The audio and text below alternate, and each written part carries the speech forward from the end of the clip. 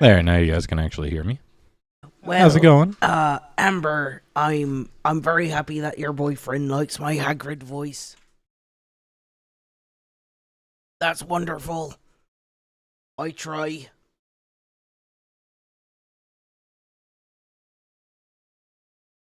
Konnichiwa in Japan. Oh, konnichiwa, Kayla. Ohio, hi. I'm very jealous that you're in Japan right now. That's... Hey, Brandon. Hey, Ren.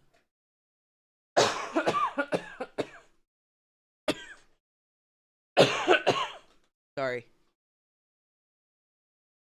I feel like it's been forever since we did a chapter read.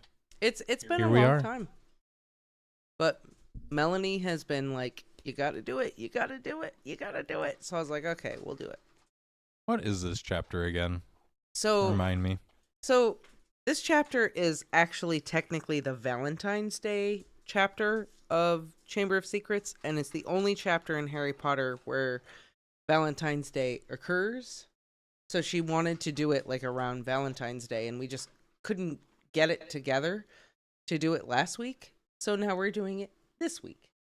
Oh, okay. But Wait, I thought the this- Madame Puttyfoots occurred around Valentine's Well, Day. this chapter is also like a super significant chapter within Chamber of Secrets. Fair enough. You don't remember it, do you? It's the one where he goes in the diary, right? Mm-hmm. Sees the past? Yeah. Mm-hmm. I remember it. Thank you very much. Okay. Okay, Hagrid. Yeah, still, yeah, the Beetle at Bay is an awkward chapter, for sure. I can't read anything without my glasses. Favorite chapter from Chamber of Secrets? I mean, this is probably up there. I mean, this one is a good one, but honestly, I really like, hang on, let me...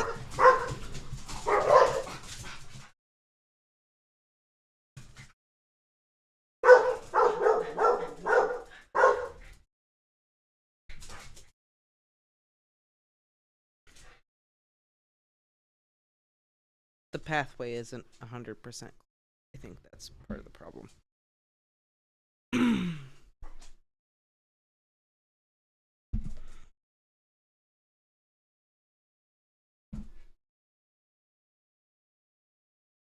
So, my favorite chapter of Chamber of Secrets is The Heir of Slytherin.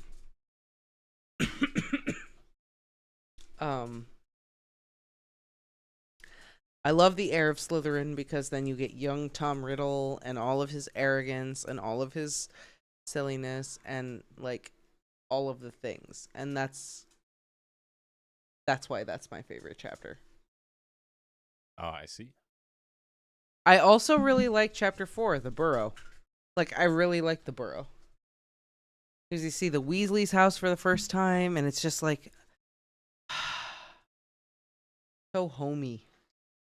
It is. It just feels so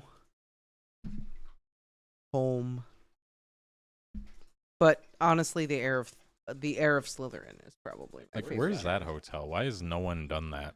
I would make a... If I were like some sort of architect, I would make a house apologies, that looks chapter like 3. the Weasley's house and do like an Airbnb style. Right? Like they did with Bluey. Yeah. Yeah. So much potential there. I would stay there. I also like chapter 11, the Dueling Club. Because Snape is just so good in that chapter. He's all right. And I love a chapter where Snape is just like, bazinga.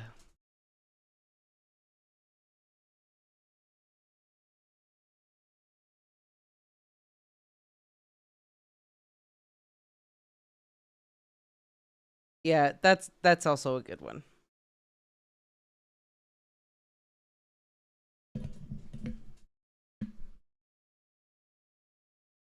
I love the chapter like art. That's great. Right? That. Yeah. Yeah, You want that's to good. show that so everyone can appreciate it? So this is the chapter art for The Very Secret Diary.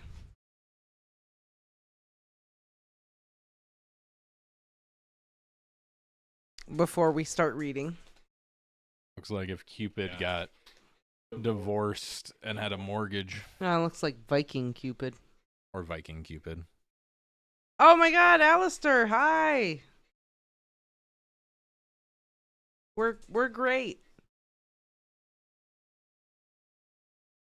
Rings of Power is over, so we're great. For now, till season 2. Oh my god. Yeah. Bailey's excited. That's all that matters. I'm not excited for Rings of Power season 2. But okay.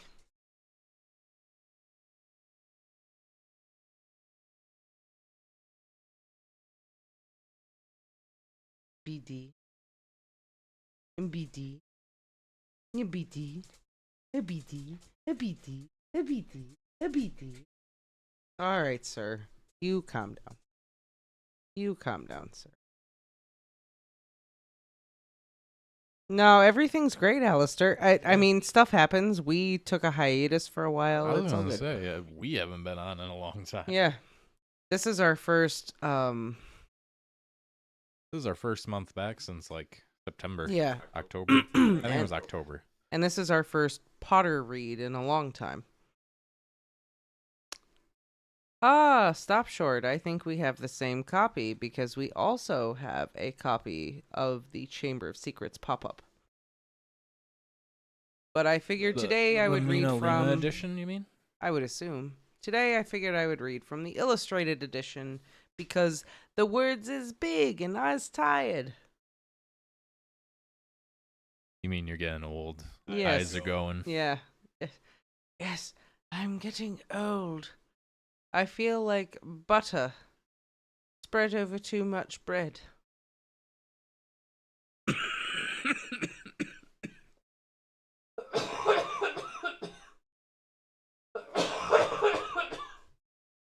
I would just like to say that you can never have too much bread. Unless you have celiac disease, in which case you can definitely have too much bread. Yeah, this is true. I'm like almost facing the completely opposite way because Bailey has to be front row center. I mean, he's much better looking than both of us, so. BD. Fair enough. BD. Look how handsome you is. BD.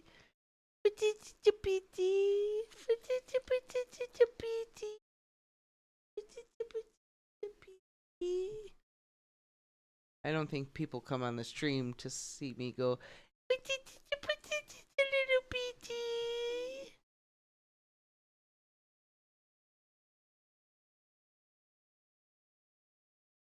Yet here we are. All right, whenever you're ready. Oh, hang on. We got things in the chat. After finishing the audiobooks, what did you start enjoying, Harry? What book did you start enjoying Harry Potter? Because you seem pretty meh. Well, the first one I seemed meh because I watched the first movie, and the first book pretty much followed the first movie. I knew what was going to happen. I'd say I really got into it. Azkaban? Probably Azkaban, yeah. I was going to say Goblet of Fire, but I feel like I was already kind of invested at that point. So, yeah, it was Azkaban. Azkaban. It's considered one of the I think best partly books in the just series. because of, like, the mystery and how invested I was that it was Sirius Black. That Lupin and Sirius were the same person. Yeah, Lupin was Yeah. Sirius Black. So yeah, I think Azkaban's like the turning point. The key. Like the first two books are pretty, I mean they're good, but they're just kind of They can stand alone by themselves. average. Yeah, I'd say they're just like average books, but then it like really gets good at 3. I will disagree on that point and think every book is absolutely phenomenal, but that is a different topic of discussion. When you look at them all, yeah, but if you just read the first two, Yeah, but those two books are better than some of the first two books in other series. yeah, I know which one you mean. I'm not saying it's not. Why are you looking at me like that, BD? I want you to read.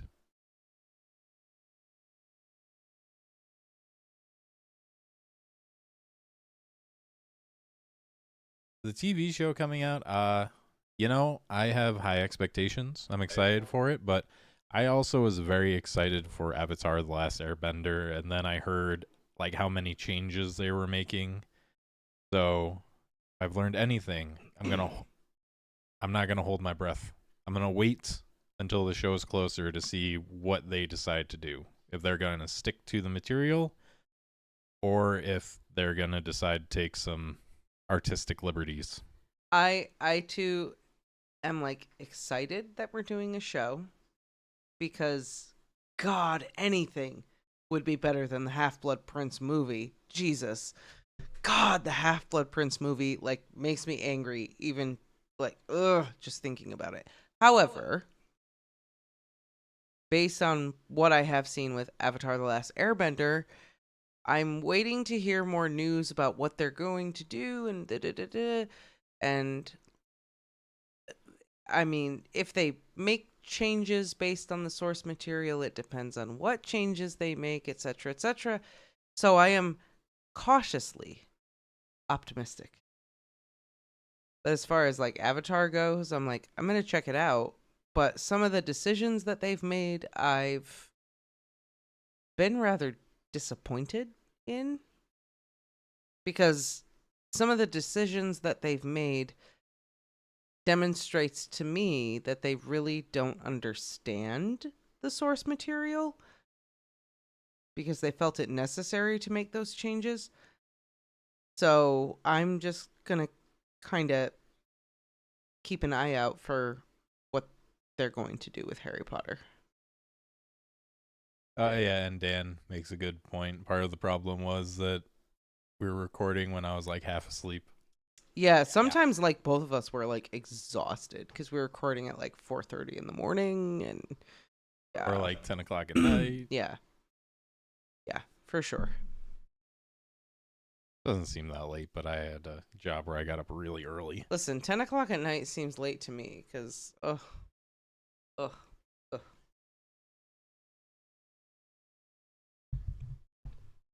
But anyway, if everyone is ready, I think it'll definitely be closer to the books, and I think we will definitely have more like characters. They gotta add Peeves. Oh, dude, if they're doing an entire TV show and they don't put Peeves in it, that's fucked. And I'm also gonna say it, I've been really impressed with like HBO's adaptations lately. They've been doing great. With the exception of A Song of Ice and Fire. They made up for it though. House of the Dragon. House of the Dragon was really good. Yeah. And then you have The Last of Us. Like they've been doing good. Last of Us was really good. Yeah.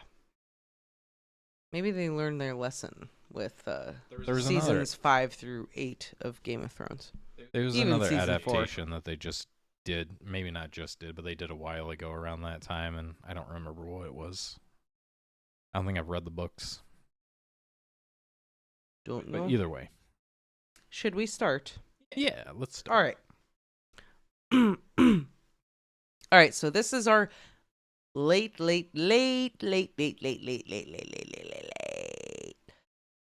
Valentine's Day episode. So we're doing a chapter reread of Chapter 13 from Chamber of Secrets to celebrate Valentine's Day. Late. Because life happens.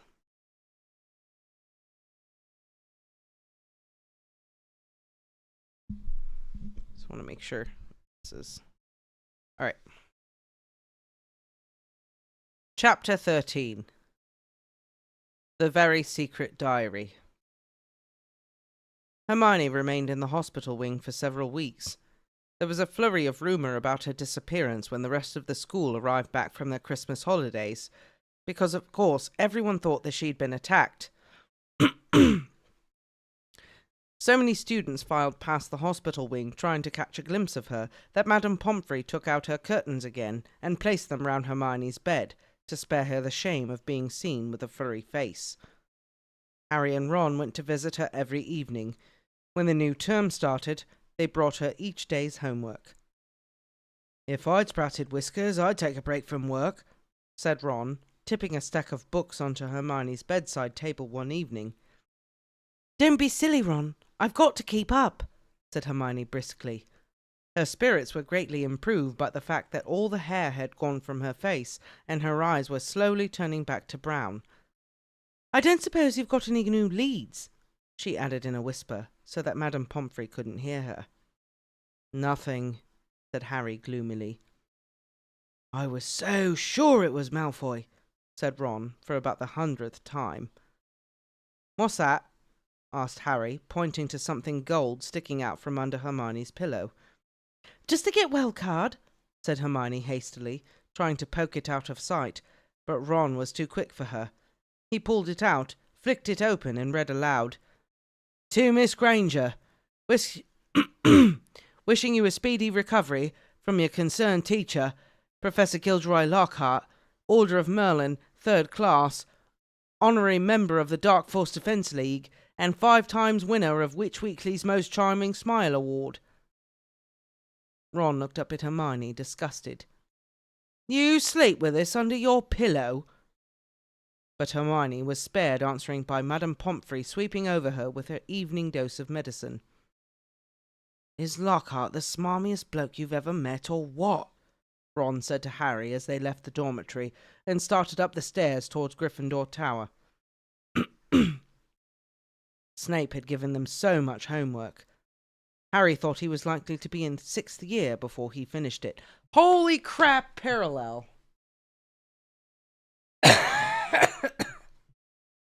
Wait, what do you mean parallel?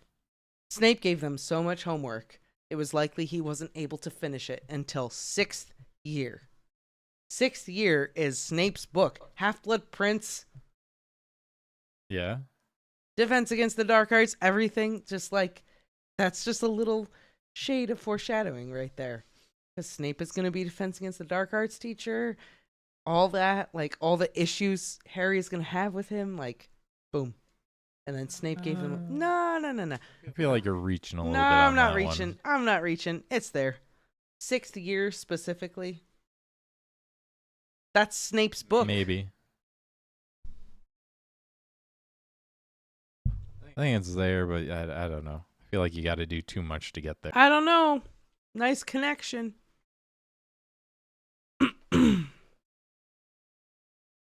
Ron was just saying he wished he'd asked Hermione how many rat tails you were supposed to add to a hair-raising potion when an angry outburst from the floor above reached their ears. "That's Filch," Harry muttered, as they hurried up the stairs and paused, out of sight, listening hard. "You don't think someone else has been attacked?" said Ron tersely. Tensely. They stood still, their heads inclined toward Filch's voice, which sounded quite hysterical. "Even more work for me? Mopping all night, like I haven't got enough to do? No, this is the final straw. I'm going to Dumbledore." His footsteps receded, and they heard a distant door slam. They poked their heads round the corner. Filch had clearly been manning his usual lookout post. They were once again on the...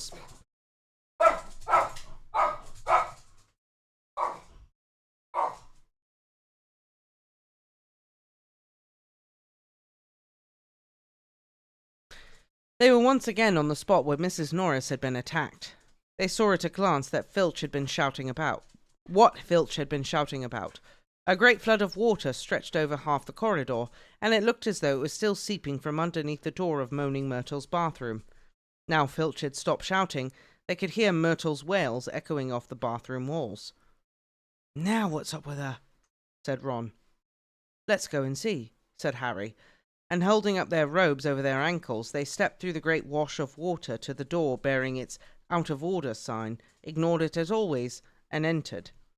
Moaning Myrtle was crying, if possible, louder and harder than ever before. She seemed to be hiding down her usual toilet.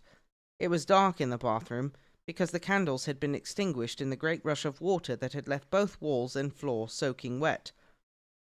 "What's up, Myrtle?" said Harry. "Who's that?" glugged Myrtle miserably.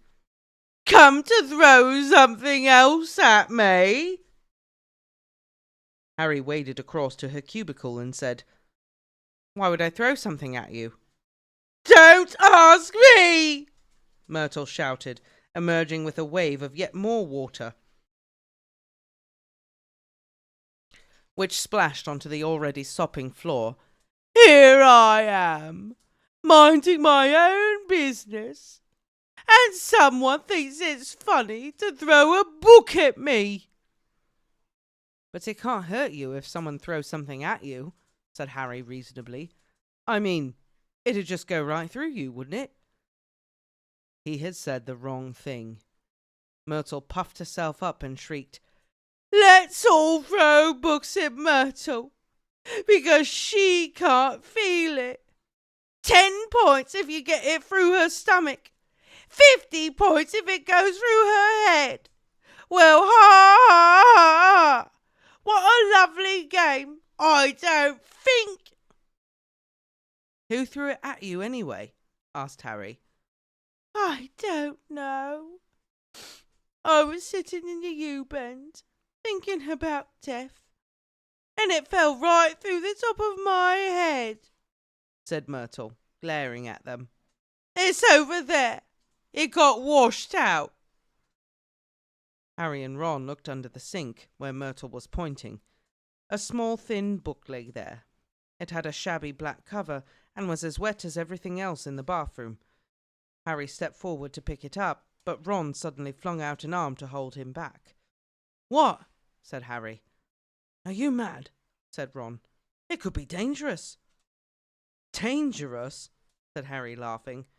"Come off it. How could it be dangerous?" "You'd be surprised," said Ron, who was looking apprehensively at the book. "Some of the books the ministry's confiscated, Dad's told me. There was one that burned your eyes out, and everyone who read Sonnets of a Sorcerer spoke in limericks for the rest of their lives. And some old witch in Bath had a book that you could never stop reading. You just had to wander around with your nose in it, trying to do everything one-handed and—" "All right, I've got the point," said Harry. The little book lay on the floor, nondescript and soggy. "Well, we won't find out unless we look at it," he said, and he ducked round Ron and picked it up off the floor. Harry saw at once that it was a diary, and the faded year on the cover told him it was 50 years old. He opened it gingerly. On the first page he could just make out the name T.M. Riddle in smudged ink. "Hang on," said Ron, who had approached cautiously and was looking over Harry's shoulder. "I know that name. T.M. Riddle. Got an award for special services to the school 50 years ago." "How on earth do you know that?" said Harry in amazement.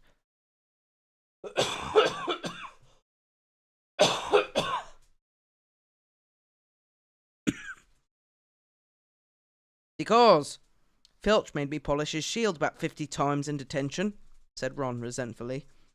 That was the one I burped slugs all over. If you'd wipe slime off a name for an hour, you'd remember it too." Harry peeled the wet pages apart. They were completely blank. There wasn't the faintest trace of writing on any of them, and not even Auntie Mabel's birthday or dentist 3:30. "He never wrote in it," said Harry, disappointed. "I wonder why someone wanted to flush it away," said Ron curiously. Harry turned to the back cover of the book and saw the printed name of a newsagent's in Vauxhall Road, London. "He must have been Muggle-born," said Harry thoughtfully, "to have bought a diary from Vauxhall Road." "Well, it's not much use to you," said Ron. He dropped his voice. 50 points if you can get it through Myrtle's nose." Harry, however, pocketed it.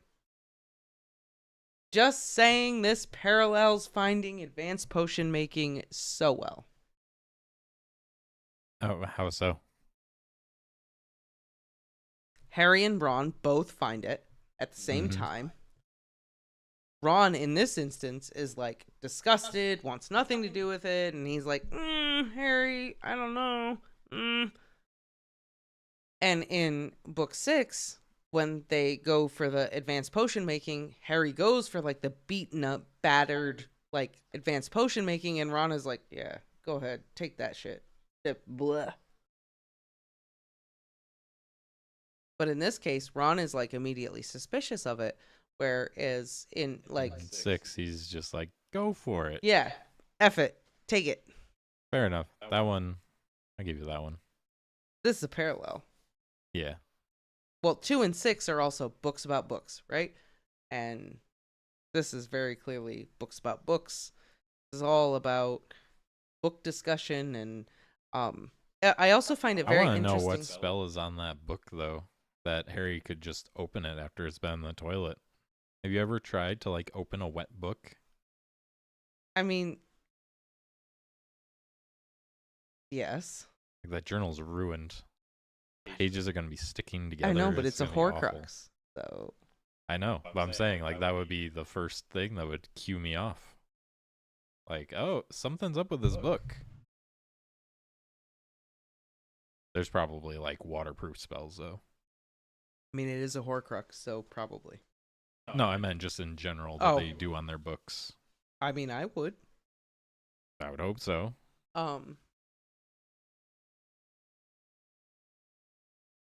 I don't know. I just think it's so funny that Ron is like so suspicious of it and so whatever. And then in 6, he's like so pro Half-Blood Prince. He's like, yeah, Half-Blood Prince. Tell me what it says, Harry. Tell me. Blah, blah, blah. And now he's like, Yeah. Which that's a toilet book. It's a toilet book, Harry. I would be suspicious of it too. Like, don't touch that. You know where it's been? Which kind of also foreshadows the later chapter where Arthur is like, I've taught you not to trust anything that seems to have a mind of its own. And Ron here is kind of like showing that he like listens to Arthur and he like listens to what his dad says, and he's like, I don't know about this. This seems sketch. This seems a little weird, Harry. Arthur would be so proud. Arthur would be proud. How do you say goodbye in Japanese? Kayla says she's gotta go. Sayonara. Sayonara? Yeah. That's how you say it? Sayonara. Oh, okay. Yeah, that's goodbye in Japanese. Sayonara. I did not know that. Wow, okay. Yeah. I never really thought about where it came from, to be honest. Sayonara is Japanese.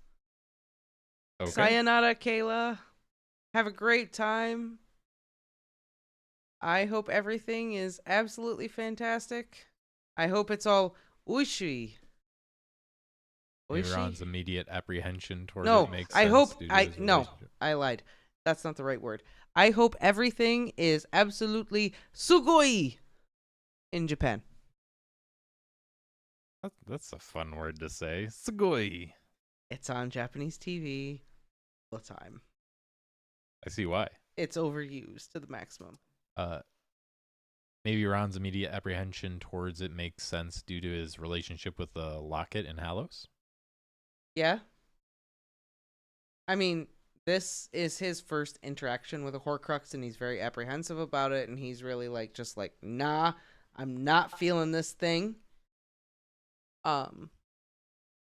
Which could very much be a parallel to 7, where he like really has like a big struggle with the locket. 100%. 100%, man. All right. Parallels coming out. Parallels coming out everywhere.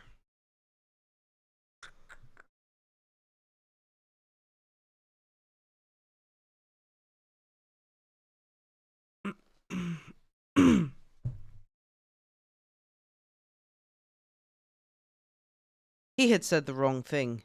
Myrtle puffed herself up and shrieked, "Let's all throw books at Myrtle because she can't feel it.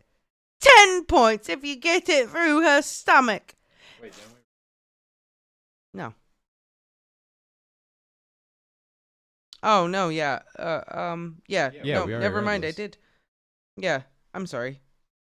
I thought I was still in this column. I apologize. Harry pocketed it. Yeah, was Harry the last thing pocketed you it. said. Okay, yep, Harry pocketed it.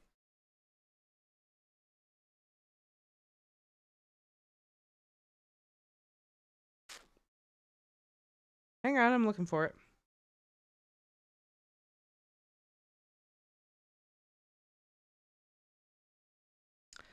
Hermione left the hospital wing, de-whiskered, tailless, and fur-free, at the beginning of February. On her first evening back in Gryffindor Tower, Harry showed her T.M. Riddle's diary and told her the story of how they'd found it. "Ooh, it must have hidden powers," said Hermione enthusiastically, taking the diary and looking at it closely. Hermione is excited about it, whereas in book 6, she's like, "Get that book away from me, it's awful." But she's excited about this one. I'm just saying. My what? Ren said, my what is sugoi? Nihongao is sugoi? Oh, arigato.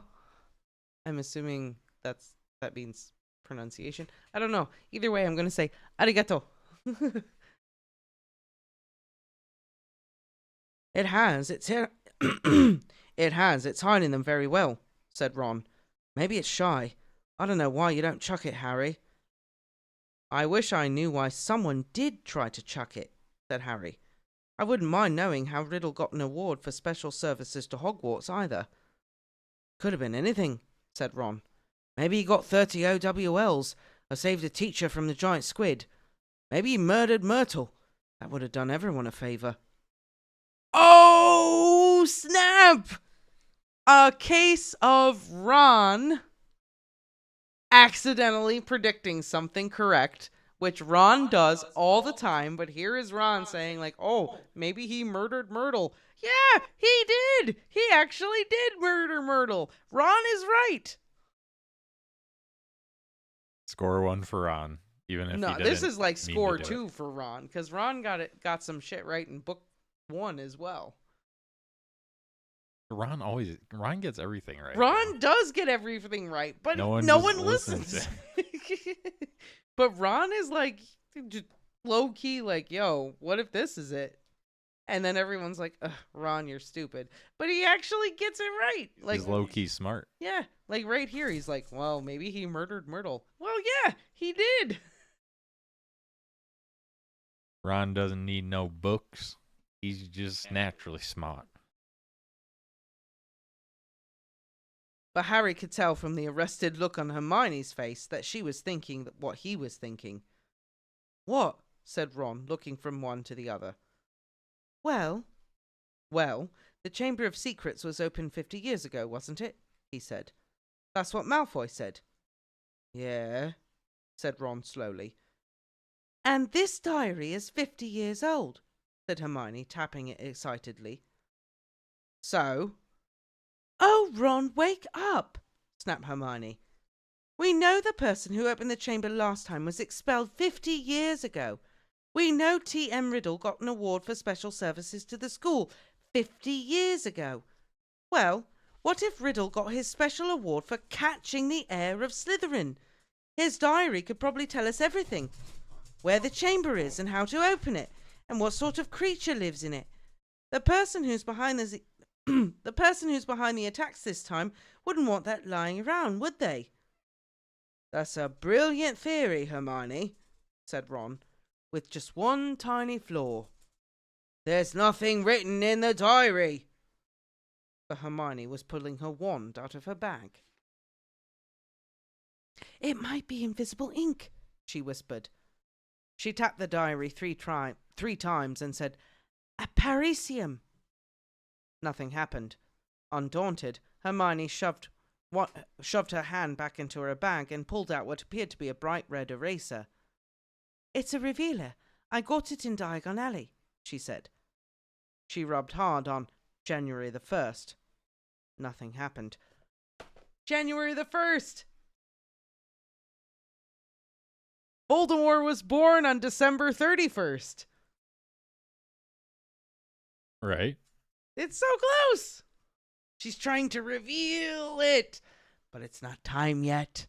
It's January the 1st. It's not right. It's not time. I was reaching for more like so close yet so far. You know? Just like right there. Just like exactly. December 31st, Hermione. I'm telling you, there's nothing to find in there, said Ron. Riddle just got a diary for Christmas and couldn't be bothered filling it in. Harry couldn't explain, even to himself, why he didn't just throw Riddle's diary away.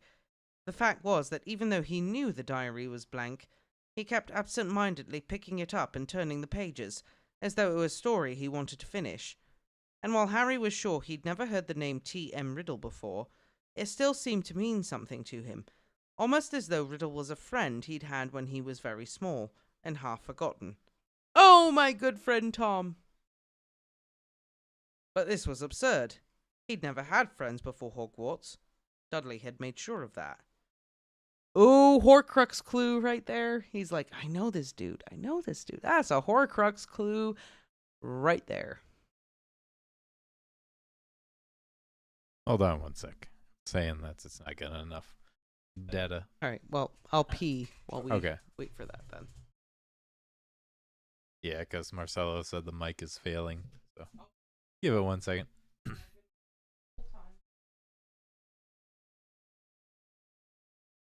Not for Christmas, his birthday? Maybe. What if it was a birthday present?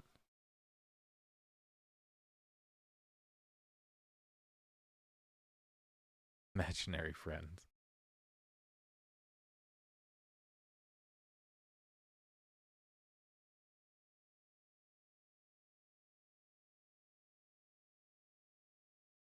I don't know. You know, you'd think that it has to have some sort of significance if he made it into a Horcrux. Makes you think. Maybe like Dumbledore gave it to him or something. Ready? We're talking about like who might have given Riddle the journal. Brings up a good point. You know. He only turned like special items, and yeah, it was his first one. He was just seeing if he could do it, but same time, you know, it might be something that Dumbledore gave him. I think that would be. I don't think so. Or maybe Slughorn. I don't think so. It would have to be something that was his alone, unattached to other people. Because it would seem to be like a manifestation of him as who he is, because it literally resurrects him as a teenager. I don't think it would have a connection to someone else. I think it would be like something he bought that was his own, and it was a manifestation of him and not connected to anyone else. Yeah, but I mean, all the founders' objects, you know, they're not his. No, but they had great significance. They have great significance to him because he sees them as like they're one of his equals, because he's the heir of Slytherin. He is on par with them. But this is a diary. This is his item, and it's the only object that he is able to like conjure a version of himself with. Because you have the teenage Voldemort that comes out of it. But wouldn't it be more poetic, I guess, if it was Dumbledore's, you know, the person who tried to like save him from being this corrupt evil person, and I guess it would this technically object be with the most evil thing imaginable. I think it would be more poetic, but I don't think it is in line with keeping with who Voldemort is and his pathology. Maybe not. I feel like I could go a little bit longer in this conversation, but we'll get back to reading. I don't feel like it was a gift from anyone, because after Dumbledore has that conversation with Riddle in book 6 with buying his school books and stuff, and Riddle is like, no, I'm fine on my own. I don't think Dumbledore would then go out of his way to gift Riddle anything. After like Tom has established, like, I'm my own person. I don't need you to shop for me. I don't need you to help me. Give me my money and I'll just, like, I'll go do it. Like, I don't think Dumbledore would then be like, here. We also don't know when Tom bought the diary. Well, no. We know approximately when he turned it into a Horcrux, but we don't know when he actually bought the diary. Well, no. So, But it's January 1st. He was born on December 31st. You know, you would think might have been Christmas, might have been his birthday, little present. there's just so much happening. I'm trying to read.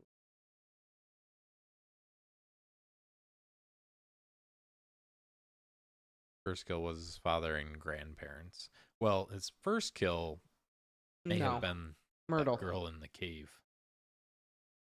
No, they came back. Oh, that's right. They did. She was just never the same. Yeah. Right? Yeah.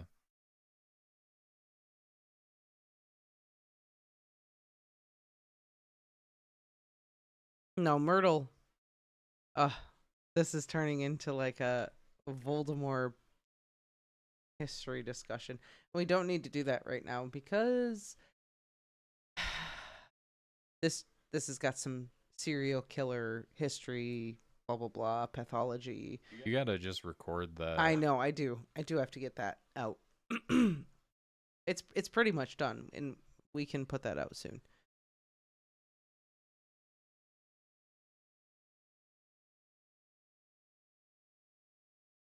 Right. Myrtle was killed by the basilisk, but on Tom's orders. Therefore, Tom is the murderer.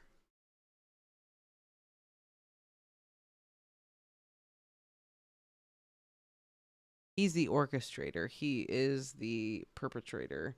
The basilisk is the weapon in this sense. Oh no. Wish we had like a lawyer in the chat. I'd like to know, like, if you know. Well, it's like you no, sick because your it's like dog on someone. no, because it's like the Charles Manson case. All the women, all the members of the cult were found guilty of like murdering Sharon Tate, but Charles Manson was also convicted of murdering Sharon Tate via orchestrating it. He didn't participate, he wasn't actively there, but he set it up and he orchestrated it, therefore he is also guilty. Yeah, I'm just wondering what that's like called. Like different levels of murder. Is it the same, or is there like a specific terminology? Stop Short was like, objection. No, there's definitely differences in terminology. There's definitely differences in, like, I physically committed the act of murder versus the person who, like, told me to commit the murder and blah, blah, blah. Like, there are definitely degrees of all that, for sure. I don't know enough about that stuff. The diary to register his journey.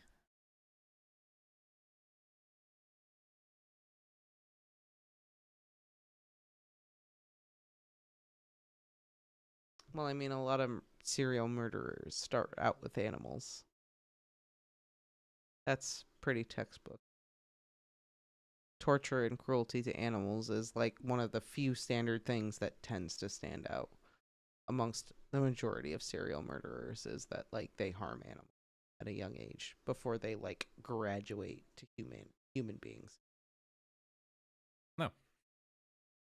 Yeah, I knew that. Hence the rabbit and Dennis Bishop and Amy Benson.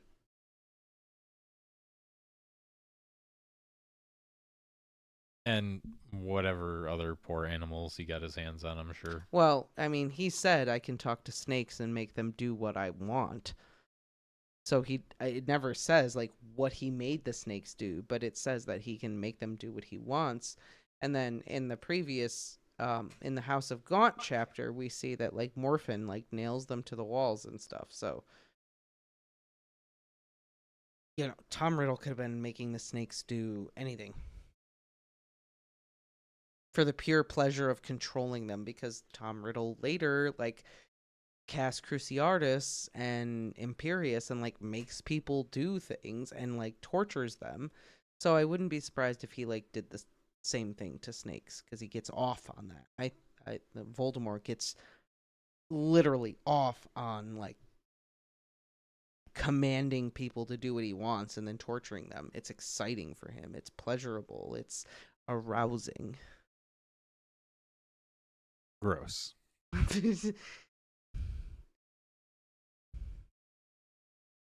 Serial killer in the making with a rabbit he mentioned. I think Dumbledore saw it, but he was trying to like intervene early enough that he thought he could like save Tom. Which is what most people do when they see this. They're like, "Oh, if I step in, it'll be fine. It'll be fine." But you have to. By the time people notice things, it's almost already too late. You have to intervene. So by your logic, it's just lock him up then. Well, no, I'm not saying lock him up then, but 10-year-old. By the time you're 10 or 11, and you've, according to what I've read, by the time you're 10 or 11, and you've been exhibiting symptoms that people are already noticing are freaking weird, you've been developing this kind of extreme fantasy mind state since you were like 5 or 6. And it's just grown in extreme and extreme. By the time you're 10 or 11, trying to intervene, like, yes, you could potentially curb it, but it needs to be intense intervention. And Dumbledore did not give intense intervention. He just kind of was like, oh, I'll keep an eye on him, which is not what's going to help. And it's very much Voldemort is very much a case of like, I understand that something's kind of off here. I don't know what it is. I don't know how to fix it. I don't know how to help it. Which still to this day is kind of like the problem with serial murderers and severe violent sexual offenders. We're just like, because the antecedents are planted like so early. And then we still have the pervasive idea of like, oh, well, boys will be boys. And blah, blah, blah. Like there's all kinds of other bullshit going on to like cloud the perspective of what do I do with this person who is very clearly exhibiting violent red flags of like extreme dangerousness. But when you put it in the context of its time of Tom Riddle and Dumbledore, this is like the 1920s. They don't know what a serial killer even is at this point. That is a psychopath is not even like what? You know, that's not even a thing when Dumbledore is visiting Tom. Other than like Mrs. Cole being like, he's a weird dude. And Dumbledore being like, you know what? He is a weird dude, but he's extremely magical and he's got some really rare abilities. But yeah, he's a weird dude. I'll keep an eye on him. You know, like I couldn't honestly expect more of Dumbledore.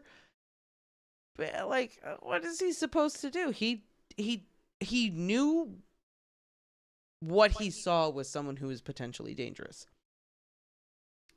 And he was like, I'll keep an eye on him to the best of his ability at the time. And then it just became like, oh my God, what the hell? Like, I wonder what would have happened if like Dumbledore didn't intervene though. He would have never had the access to like magic and all this knowledge. Voldemort? Like he would have been pretty powerful, but he wouldn't have had any idea how to like control it. I mean, he just would have ended up like the Marvola.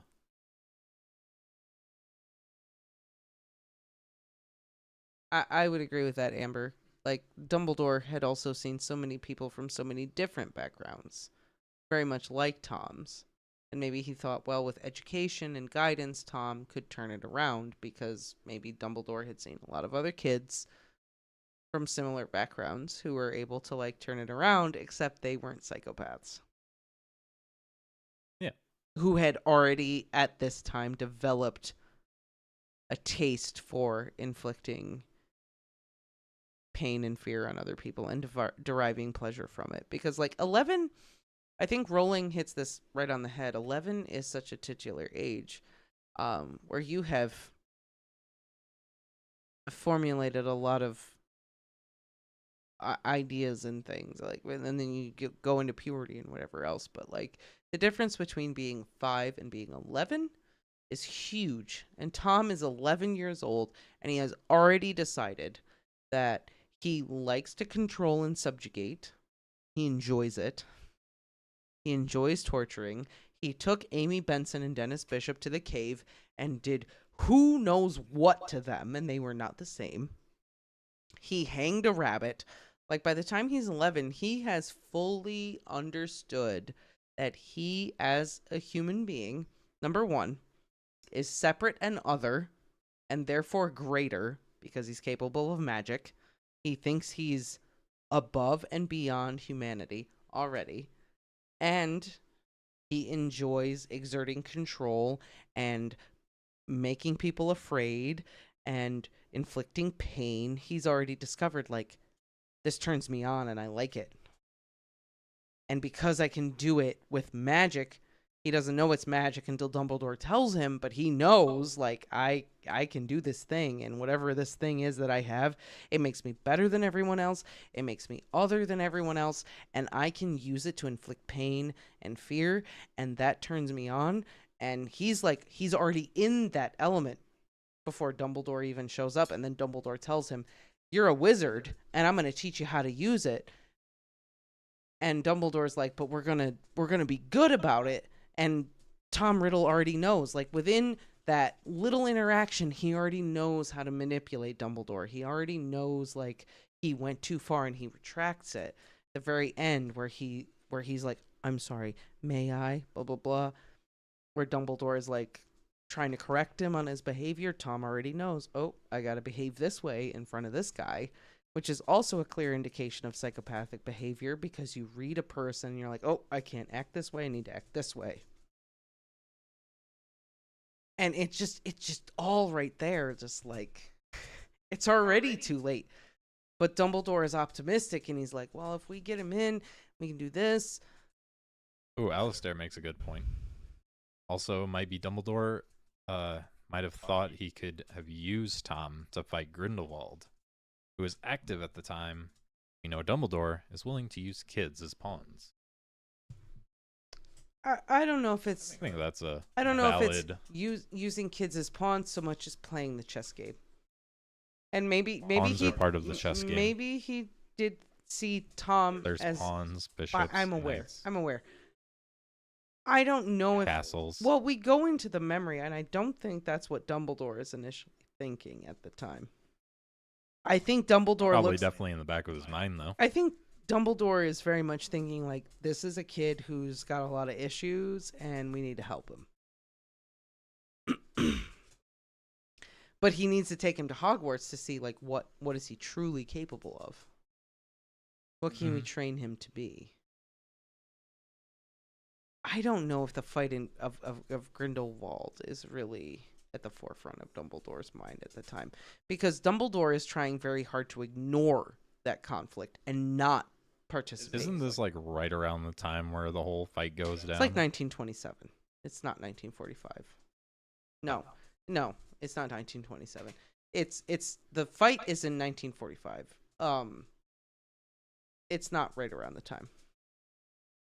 But at this point in time, But still, Grindelwald is like doing his thing. Grindelwald is doing his thing, but Dumbledore Poking is the bear. Yeah, but Dumbledore is very much of the mind that, like, this is not my fight. I'm not getting involved in this. I'm not dealing with this. Yeah, but you know, Dumbledore has a backup plan where he could be like, I'm not getting involved in this, but no, if I do, Dumbledore's whole thing was that, like, I don't want anything to do with this.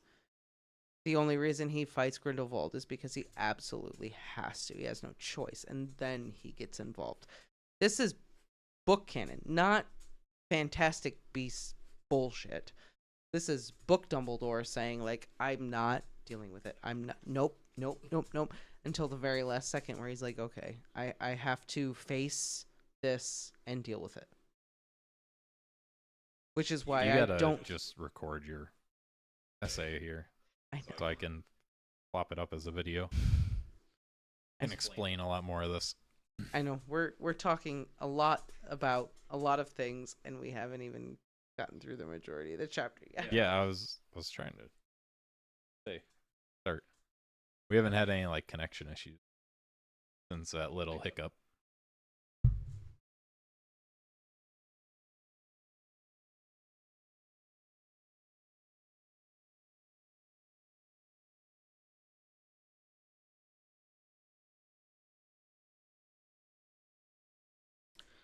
Nevertheless, Harry was determined to find out more about Riddle, so next day at break, he headed for the trophy room to examine Riddle's special award, accompanied by an interested Hermione and a thoroughly unconvinced Ron, who told them he'd seen enough of the trophy room to last him a lifetime.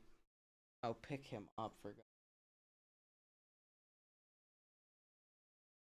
No, but that is like...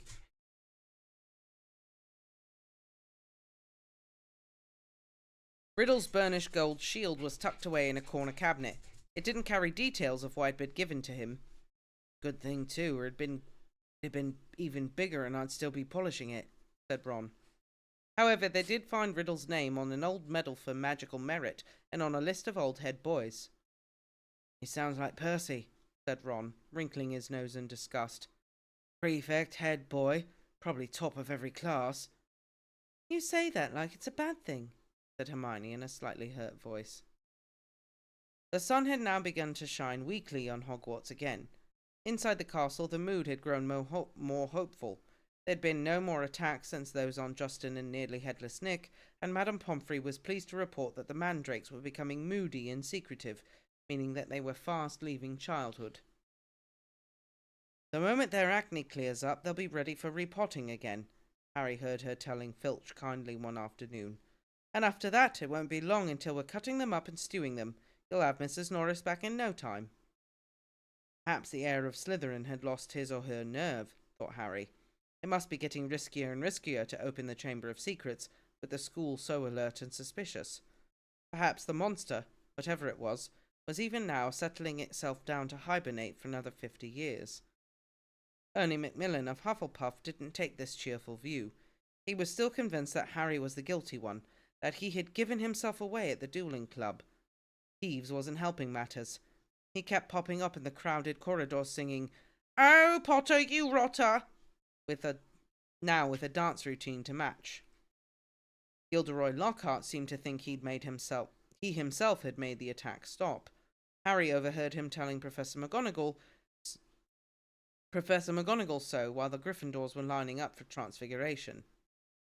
"I don't think there'll be any more trouble, Minerva," he said, tapping his nose knowingly and winking. "I think the chamber has been locked for good this time. The culprit must have known it was only a matter of time before I caught him. Rather sensible to stop now, before I came down hard on him. You know what the school needs now is a morale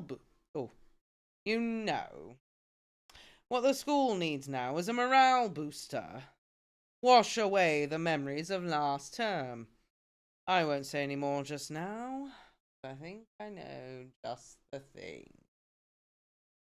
He tapped his nose again and strode off. Lockhart's idea of a morale booster became clear at breakfast time on February the 14th.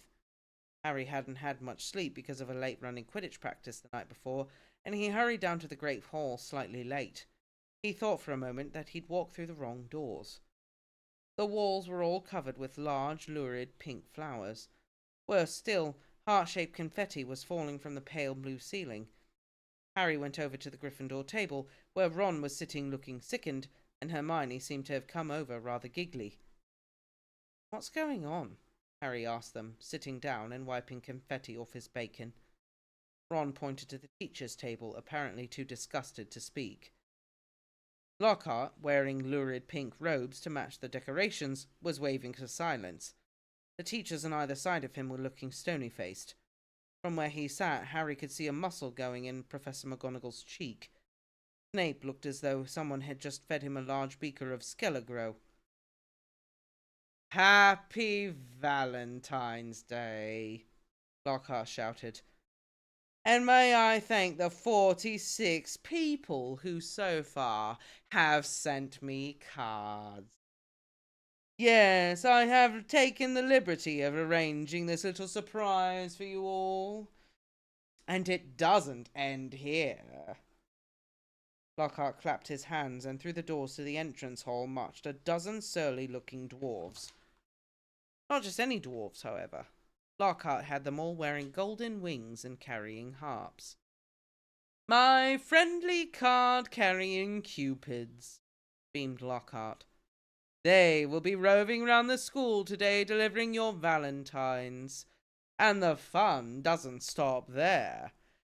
I'm sure my colleagues will want to enter into the spirit of the occasion. Why not ask Professor Snape to show you how to whip up a love potion? And while you're at it, Professor Flitwick knows more about entrancing enchantments than any wizard I've ever met. The sly old dog. Bazinga! What foreshadowing.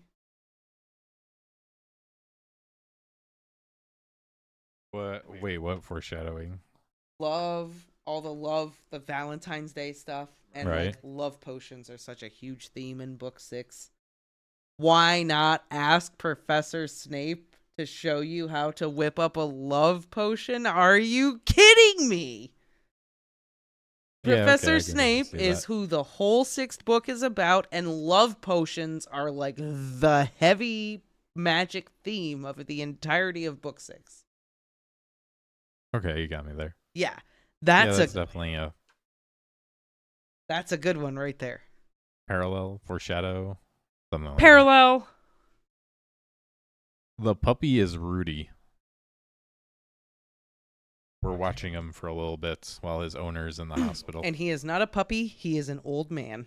He is old. You are an ancient fat man! You are an old fat man! He's offended. He I is think a lot. Lockhart is 28 in the Chamber of Secrets. Professor Flitwick buried his hands in his face. I'm an idiot. Professor Flitwick buried his face in his hands.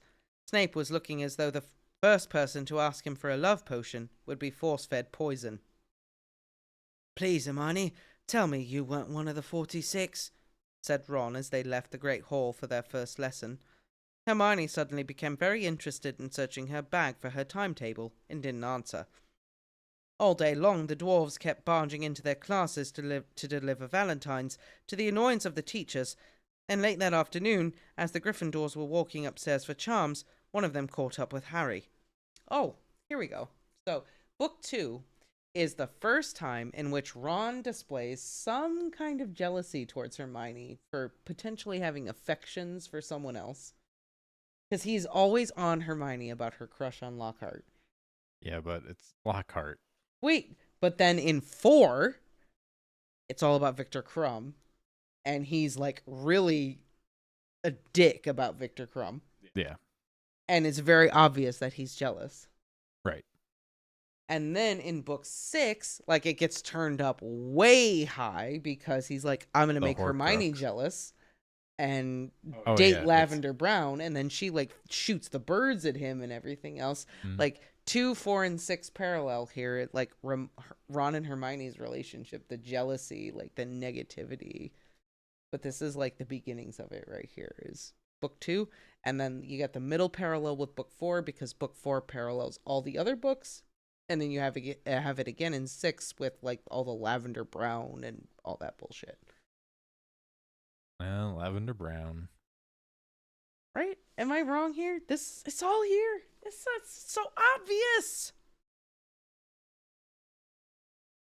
Oi, you, Harry Potter! Shouted a particularly grim-looking dwarf, elbowing people out of the way to get to Harry. Hot all over at the thought of being given a valentine in front of a queue of first years, which happened to include Ginny Weasley. Oh! Harry tried to escape. The dwarf, however, cut his way through the crowd by kicking people's shins and reached him before he'd gone 2 paces. I've got a musical message to deliver to Harry Potter in person, he said, twanging his harp in a threatening sort of way. Not here, Harry hissed, trying to escape. Stay still, grunted the dwarf, grabbing hold of Harry's bag and pulling him back. Let me go, Harry snarled, tugging. With a loud ripping noise, his bag split in two. His books, wand, parchment, and quill spilled onto the floor, and his ink bottle smashed over the lot. Harry scrambled round, trying to pick it all up before the dwarf started singing, causing something of a hold-up in the corridor. "What's going on here?" came the cold, drawling voice of Draco Malfoy. Harry started stuffing everything feverishly into his ripped bag, desperate to get away before Malfoy could hear his musical valentine. "What's all this commotion?" said another familiar voice as Percy Weasley arrived. Losing his head, Harry tried to make a run for it, but the dwarf seized him round the knees and brought him crashing to the floor. "Right," he said, sitting on Harry's ankles. "Here is your singing valentine." Also, might I just add that Ginny is giving Harry a valentine. This is like the first inkling and whatever. And then in book 6, Harry realizes, oh shit, I'm in love with Ginny Weasley. Parallel again. Parallel again. Just all the love comes full circle. Book 6. His eyes are as green as a fresh pickled toad. His hair is as dark as a blackboard. I wish he was mine. He's really divine. The hero who conquered the Dark Lord.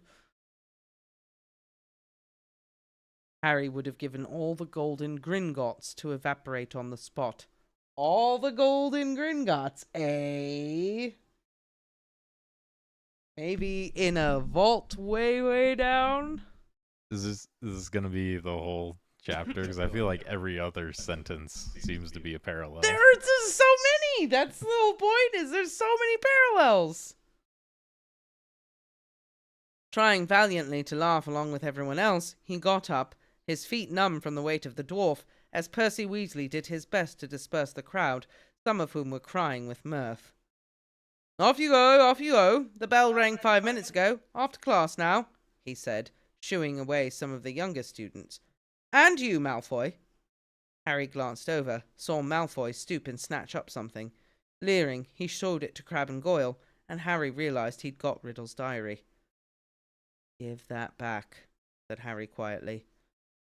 "Wonder what Potter's written in this," said Malfoy, who obviously hadn't noticed the year on the cover and thought he had Harry's own diary. A hush fell over the onlookers.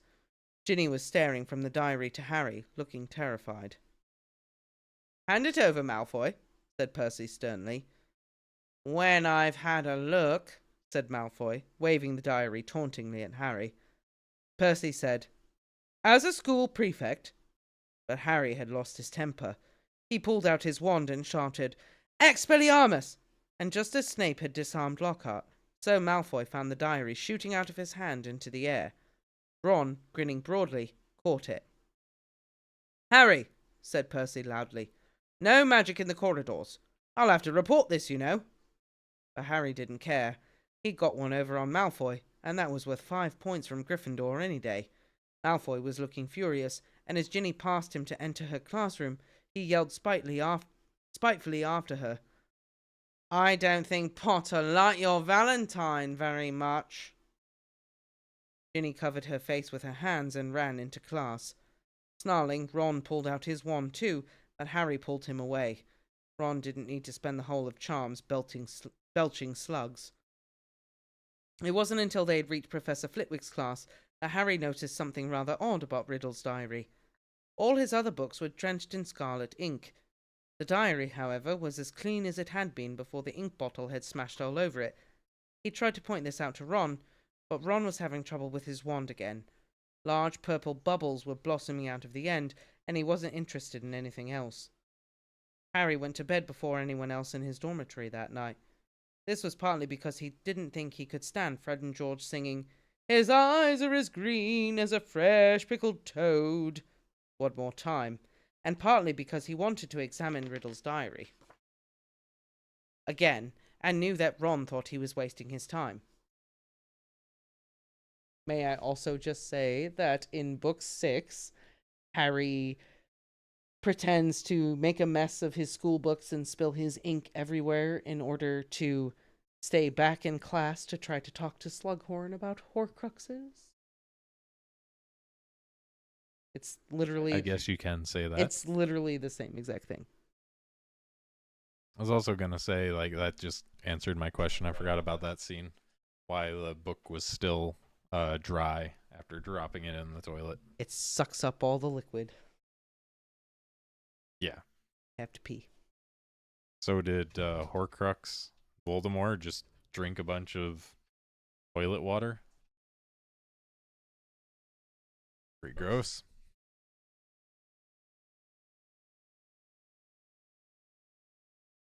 How many people stole gold from Gringotts when they tore up the place? Oh, probably at least a dozen. Although, I don't know. I mean, a dragon just flew by. I think, like, stealing gold would be the last thing on my mind at that point.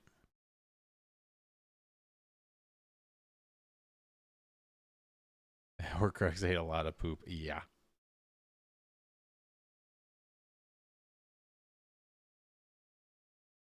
Wonder how many times Myrtle's been chilling in the U-bend and got a poop through the head. How many points is that? What? You never thought about that?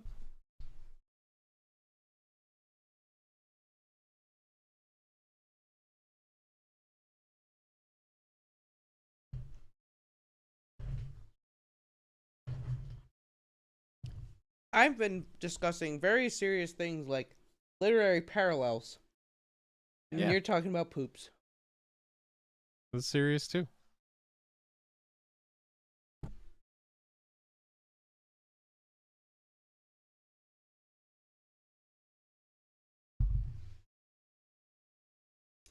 We gotta finish this chapter because I'm getting hungry. Well, what are you waiting for? Come on, jeez. Harry sat on his four-poster and flicked through the blank pages, not one of which had a trace of scarlet ink on it. Then he pulled a new bottle out of his bedside cabinet, dipped his quill into it, and dropped a blot onto the first page of the diary. The ink shone brightly on the paper for a second, and then, as though it had been sucked into the page, vanished. Excited, Harry loaded up his quill a second time and wrote, "My name is Harry Potter." The words shone momentarily on the page, and they too sank without a trace. Then at last something happened. Oozing back out of the page, in his very own ink, came words Harry had never written. "Hello, Harry Potter. My name is Tom Riddle. How did you come by my diary?" These words too faded away, but not before Harry had started to scribble back. Someone tried to flush it down a toilet. He waited eagerly for Riddle's reply. "Lucky that I recorded my memories in some more lasting way than ink, but I always knew that there would be those who would not want this diary read." "What do you mean?"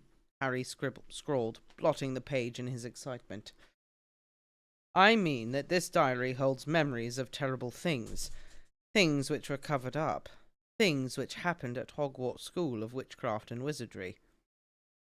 "That's where I am now," Harry wrote quickly. "I'm at Hogwarts, and horrible stuff's been happening. Do you know anything about the Chamber of Secrets?" His heart was hammering. Riddle's reply came quickly, his writing becoming untidier, as though he was hurrying to tell all he knew. "Of course I know about the Chamber of Secrets. In my day, they told us it was a legend, that it did not exist. But this was a lie. In my 5th year, the chamber was opened and the monster attacked several students, finally killing one. I caught the person who'd opened the chamber and he was expelled. But the headmaster, Professor Dippet, ashamed that such a thing would happen at Hogwarts, forbade me to tell the truth. A story was given out that the girl had died in a freak accident. They gave me a nice, shiny, engraved trophy for my trouble and warned me to keep my mouth shut. But I knew it could happen again. The monster lived on, and the one who had the power to release it was not imprisoned." Harry nearly upset his ink bottle in his hurry to write back. "It's happening again now.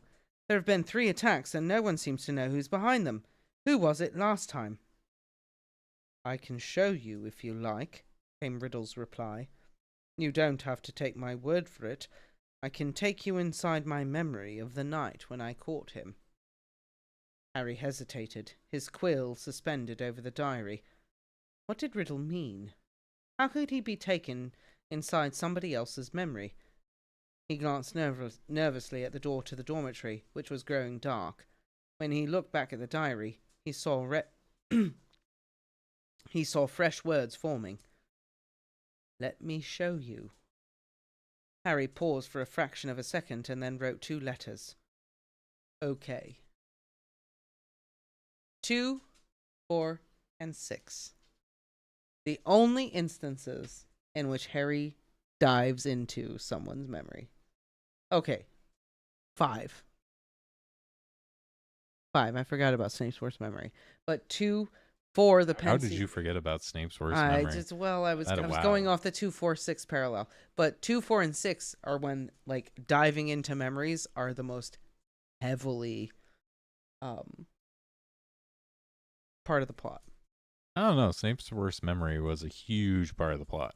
It's a huge part of the overall arching story plot. I mean, the plot of the novel in which it's set. 2, 4, 6. Big memory things. Like those are the big ones where like memory is featured like heavily. Okay. I'm just saying. Another parallel for you. Mm-hmm.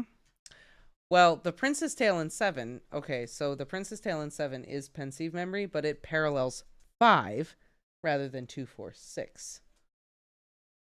2, 4, 6 parallel Voldemort-centric memories, whereas 5 and 7 parallel Snape-centric memories.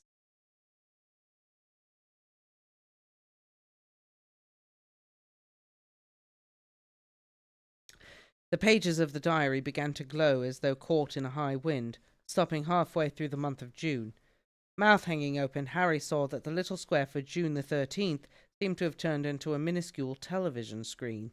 His hands trembling slightly, he raised the book to press his eye against the little window, and before he knew what was happening, he was tilting forward.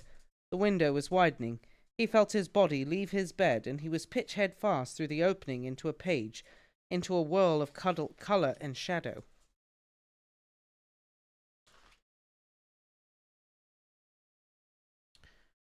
He felt his feet hit solid ground and stood, shaking, as the blurred shapes round him came suddenly into focus. He knew immediately where he was. The circular room with the sleeping portraits was Dumbledore's office, but it wasn't Dumbledore who was sitting behind the desk. A wizened, frail old wizard, bald except for a few wisps of white hair, was reading a letter by candlelight. Harry had never seen this man before. "I'm sorry," he said shakily. "I didn't mean to butt in." "Oh, I'm sorry," he said shakily. I didn't mean to butt in." But the wizard didn't look up. He continued to read, frowning slightly. Harry drew nearer to his desk and stammered, I'll just go, shall I?" Still the wizard ignored him. He didn't seem to have even heard him. Thinking that this wizard might be deaf, Harry raised his voice. "Sorry I disturbed you. I'll go now," he half shouted. Yep, I'm messing it all up all over the place. The wizard folded up the letter with a sigh, stood up, walked past Harry without glancing at him, and went to draw the curtains at his window. The sky outside the window was ruby red. It seemed to be sunset. The wizard went back to the desk, sat down, and twiddled his thumbs, watching the door. Harry looked round the office. No Fawkes the Phoenix. No whirring silver contraptions. This was Hogwarts as Riddle had known it, meaning that this unknown wizard was headmaster, not Dumbledore, and he, Harry, was little more than a phantom, completely invisible to the people of 50 years ago. There was a knock on the office door. "Enter," said the old wizard in a feeble voice.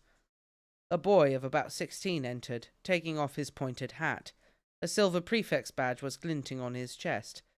He was much taller than Harry, but he too had jet-black hair. "Ah, Riddle," said the headmaster. "You wanted to see me, Professor Dippet?" said Riddle. He looked nervous. "Sit down," said Dippet. "I've just been reading the letter you sent me." "Oh," said Riddle. He sat down, gripping his hands together very tightly. "My dear boy," said Dippet kindly, "I cannot possibly let you stay at school over the summer. Surely you want to go home for the holidays?" "No," said Riddle at once. "I'd much rather stay at Hogwarts than go back to that. "You live in a Muggle orphanage during the holidays, I believe?" said Dippet curiously. "Yes, sir," said Riddle, reddening slightly. "You are Muggle-born?" "Half-blood, sir," said Riddle. "Muggle father, witch mother." "And are both your parents—" "My mother died just after I was born, sir. They told me at the orphanage she lived just long enough to name me. Tom, after my father. Marvolo, after my grandfather." Dippet clicked his tongue sympathetically. "The thing is, Tom," he sighed,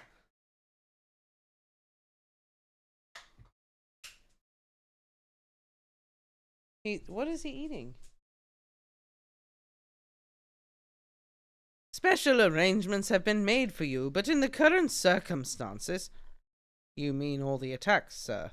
said Riddle, and Harry's heart leapt, and he moved closer, scared of missing anything. "Precisely," said the headmaster. "My dear boy, you must see how foolish it would be for me to allow you to remain at the castle when term ends, particularly in the light of the recent tragedy, the death of that poor little girl. You will be safer by far at your orphanage. As a matter of fact, the Ministry of Magic is even now talking about closing the school. We are no nearer locating the source of all this unpleasantness." Riddle's eyes had widened. "Sir, if the person was caught, if it all stopped—" "What do you mean?" said Dippet, with a squeak in his voice, sitting up in his chair. "Riddle, do you mean you know something about these attacks?" "No, sir," said Riddle quickly. And Harry was sure it was the same sort of no that he himself had given Dumbledore. Dippet sank back, looking faintly disappointed. "You may go, Tom." Riddle slid off his chair and stumped out of the room. Harry followed him. Down the moving spiral staircase they went, emerging next to the gargoyle in the darkening corridor. Riddle stopped, and so did Harry, watching him. Harry could tell that Riddle was doing some serious thinking. He was biting his lip, his forehead furrowed. Then, as though he'd suddenly reached a decision, he'd hurried off, Harry gliding noiselessly behind him. They didn't see another person until they reached the entrance hall, when a tall wizard with long sweeping auburn hair and beard called to Riddle from the marble staircase. "What are you doing wandering around this late, Tom?" Harry gaped at the wizard. He was none other than a 50-year younger Dumbledore. "I had to see the headmaster, sir," said Riddle. "Well, hurry off to bed," said Dumbledore, giving Riddle exactly the kind of penetrating stare Harry knew so well. "Best not to roam the corridors these days. Not since—" He sighed heavily, bade Riddle good night, and strode off. Riddle watched him out of sight, and then, moving quickly, headed straight down the stone steps to the dungeons, with Harry in hot pursuit. But, to Harry's disappointment, Riddle led him not into a hidden passageway or a secret tunnel, but the very dungeon in which Harry had potions with Snape.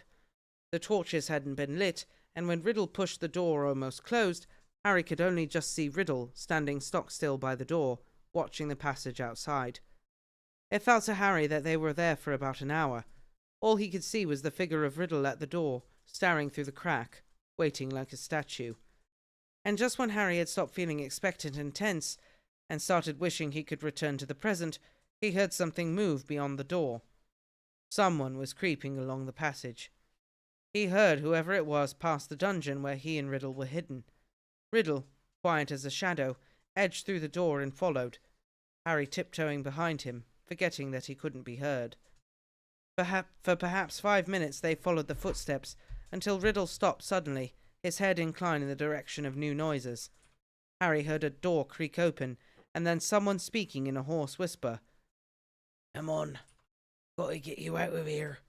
Come on now. In the box." There was something familiar about that voice. Riddle suddenly jumped round the corner. Harry stepped out behind him. He could see the dark outline of a huge boy who was crouching in front of an open door, a very large box next to it. "Evening, Rubeus," said Riddle sharply. The boy slammed the door shut and stood up. "What are you doing down here, Tom?" Riddle stepped closer. "It's all over," he said. "I'm going to have to turn you in, Rubeus. They're talking about closing Hogwarts if the attacks don't stop." "What are you—" "I don't think you mean to kill anyone, but monsters don't make good pets. I suppose you just let it out for exercise, and it—" "It never killed no one," said the large boy, backing against the closed door. From behind him, Harry could hear a funny rustling and clicking. "Come on, Rubeus," said Riddle, moving yet closer. "The dead girl's parents will be here tomorrow. The least Hogwarts can do is to make sure that thing that killed their daughter is slaughtered." "It wasn't him!" roared the boy, his voice echoing in the large passage. "He wouldn't. He never—" "Stand aside," said Riddle, drawing out his wand. His spell lit the corridor with a sudden flaming light. The door behind the large boy flew open with such force it knocked him onto the wall opposite, and out of it came something that made Harry let out a long, piercing scream no one but he seemed to hear. A vast, low-slung, hairy body, and a tangle of black legs, a gleam of many eyes, and a pair of razor-sharp pincers. Riddle raised his wand again, but he was too late. The thing bowled him over as it scuttled away, tearing up the corridor and out of sight. Riddle scrambled to his feet, looking after it. He raised his wand, but the huge boy leapt on him, seized his wand, and threw him back down, yelling, "No!" The scene whirled. The darkness became complete. Harry felt himself falling, and, with a crash, he landed spread-eagled on his four-poster in the Gryffindor dormitory, Riddle's diary laying open on his stomach. Before he had time to regain his breath, the dormitory door opened and Ron came in. "There you are," he said. Harry sat up. He was sweating and shaking. "What's up?" said Ron, looking at him with concern. "It was Hagrid, Ron. Hagrid opened the Chamber of Secrets 50 years ago."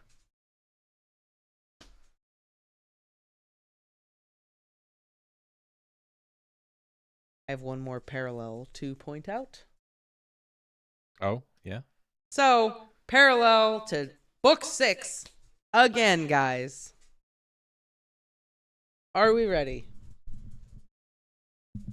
Hit me. In this chapter, Riddle is talking to the headmaster about wanting to stay at Hogwarts for the summer holidays. And the headmaster tells him, "No, can't do it." In book 6, Voldemort comes to Dumbledore and asks him for the Defense Against the Dark Arts job and let me come back to Hogwarts. And Dumbledore says, "Nope, can't do it." Just saying. There it is. That's a good one. Yeah, I guess. That's a good Yeah. one. Don't even. That's a good one. You and Katie should catalog every coincidence and parallel between every book. There are lots of them. We have been. We're working on it. With 2 and 6 though, the parallels in 2 and 6 are just so strong. It's so obvious. I was gonna say that was one chapter, and you had like 10. Yeah.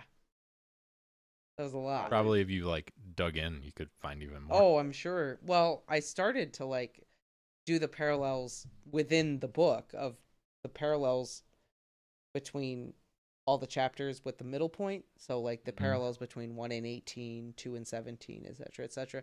But the parallels between 2 and 6 are like insane. And then you can even say like the parallels between 2, 6, and then in the middle with 4, because they're so Voldemort heavy. So, like in book 2, you have the shadow of Voldemort that comes back, right? And in the introduction of the Horcruxes. And then in book 4, you have the actual physical return of Voldemort. And then in book 6, you have the history of Voldemort and the reveal of what the Horcruxes are. It's just He's such just a long video, though. I don't even know how you do that. It just has to be rapid fire. well, I Just thought what we would his do, parallels. we would start out with the books as parallels them within themselves, right? Because like the chapter the letters from no one in book 1 and through the trapdoor are like a super heavy parallel just in Mhm. and of themselves. Like in book 1, in the letters from no one, they go to 7 different non-magic locations, and then in chapter 16 through the trapdoor they go through 7 heavily magic locations, etc., etc. Also, when I was reading the book to Ramona, I noticed that Harry goes to a hotel in Cokeworth in the first book. Right. That's where Snape lives. That's where Lily's from. It's Cokeworth. Yeah. Hey, look at that. I wonder if he stayed right by Snape's house. Right? I'm just saying. There's so many. I don't know if this is what Melanie had in mind when she wanted me to read the Valentine's chapter, but this is what happened. It turned into a Volda extravaganza, A Volda parallel. a Volda parallel, and a discussion about serial killers and pathology. And Volda parallelapalooza. listen, Voldemort and how he thinks and all that stuff, that's my jam. I feel like I really get Voldemort. That's scary. I get him. That's terrifying.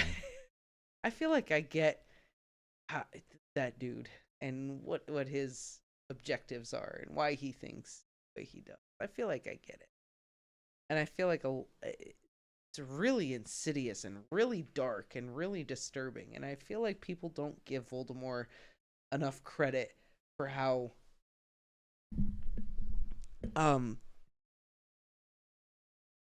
deeply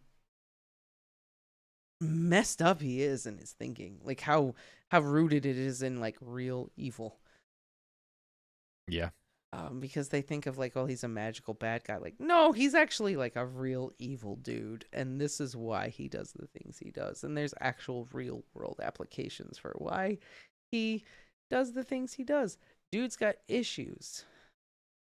Yeah, he does. Dude's got a lot of issues.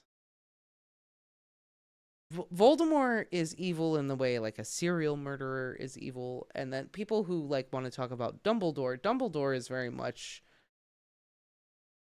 kind of more on like the politician scale of things. It's just it's different. Dumbledore's got different. You can't compare the two. The nature of them are different. They're different. I also wouldn't say that Dumbledore is evil, but some people do. I don't think Dumbledore is evil. I mean, I think there were some things that have happened and because of like Dumbledore that you could consider evil, but I don't think he ever had like evil intentions. I won't go into it because that would then require to have a Dumbledore conversation, but I feel like Dumbledore's actions really do. He really is trying to make the best decision for the wider wizarding world, and sometimes those are really difficult, and sometimes there is no good decision, but just a less bad decision, and he bears the cost of that. Yeah, raising him like pig for slaughter. That's what I mean. Like, I don't think there were evil intentions. He always thought he was doing the right thing, but sometimes that's the right thing, and you have to live with that. Sometimes doing that is the right choice, doesn't make it easy, but that's the choice you have to make. But I again, always wanted to know, what was the plan for beating Voldemort? Like, if Harry, like, what if Wormtail never betrayed them? What was, like, the plan to defeat Voldemort? Like, what if Harry Potter never happened, you know? well, I think the circumstances would have been very different. Yeah, I know, but I'm wondering, like, what was I, his I original think plan I before think Harry? inevitably, even if Like- say Wormtail never betrayed them, whatever, say somebody like killed Voldemort, whatever, I think Dumbledore still would have ended up coming to the same conclusion that Voldemort has made Horcruxes and we need to destroy the Horcruxes. Whether or not Harry was a part of it or whatever, I do think that Dumbledore would have eventually got there in the end. I think the path would have been different, but I think he would have got there. I think that would make an interesting story. There's a fan fiction out there about that. There is? Yeah. I don't know if it's It's any like good. anime style, you know, training montage, Dumbledore training Harry to defeat Voldemort when he gets older.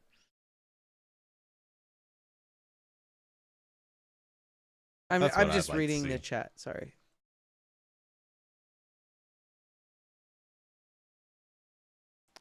No, Dumbledore gambled. Dumbledore gambled on Harry sacrificing himself and that there was a piece of Voldemort's soul in there. Dumbledore gambled that Voldemort would kill that piece of Voldemort's soul. It's a risky gamble. But that was what Dumbledore was banking on. Dumbledore was banking on that Harry would be brave enough to sacrifice himself and that Voldemort would kill that piece of Voldemort inside of Harry. That is why at the King's Cross chapter, when he sees Dumbledore, Dumbledore says, I'm going to cry. That's why he says, my brave, wonderful, beautiful boy, you've done it. You did it. Like, it's Dumbledore realizes, number one, I was right. Number two, Harry, you are the man I thought you were. And we've done it. My sacrifices, my gambles, my tough decisions, everything I've done has paid off. It was all worth it. It was all right. Everything worked out. Mm-hmm. And to have that burden on your shoulders, that is heavy. Because what if he was wrong? He was banking on the fact that he was right. What if he was wrong? Whew. Wouldn't have been his problem. Well, He went and got himself killed.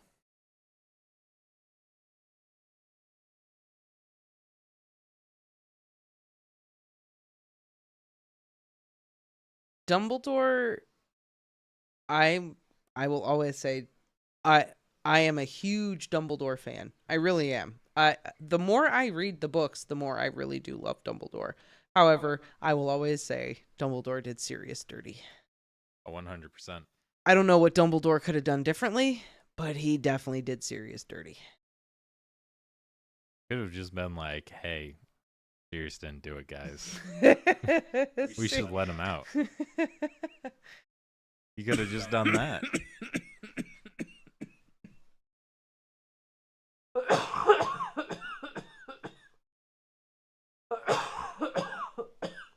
You act like Dumbledore isn't connected. Dumbledore probably wouldn't even had to prove anything. He could have just gone to the minister and been like, hey, you should let Sirius out. And be like, all right. I meant more in the sense of, like, Order of the Phoenix, where he makes Sirius live in his old house and relive his PTSD in that house. And also, you can't leave. Don't go anywhere. Like, that was terrible. You just got out of jail. Go back to... Clean up the Chamber of Secrets and make a nice little, bunk for him. With Buckbeak? Yeah. At least there's more room. There's probably plenty of rats. I mean, a giant snake could survive. Buckbeak would have a good time. Live in it. Yeah, he would. Well, yeah, absolutely. Dumbledore says to Harry over and over again that he was the better man and always was. That's like the point. Dumbledore tells him, like, you were the better man. You always were the better man. You are the worthy wielder of the Hallows. It was never And me. on the Chamber of the Secrets, I mean, you wouldn't have to worry about Sirius escaping because Harry's the only one who could open it. That's true. That's true. Although, Really, no other way out. after the Battle of Hogwarts, he wouldn't be able to open it anymore. He can't speak parcel tongue after. Well, I mean, Sirius would have been. Well, No, he would. No, he Ron wouldn't got have been. in He there. would have Ron been. got in there. Yeah. He mimicked it. So Sirius could probably figure it out, but still. But after the war, I'm sure Sirius would be like exonerated at that point. He wouldn't have to live in there anymore. Exactly. All right, so this chapter, let's. I feel like I've just been.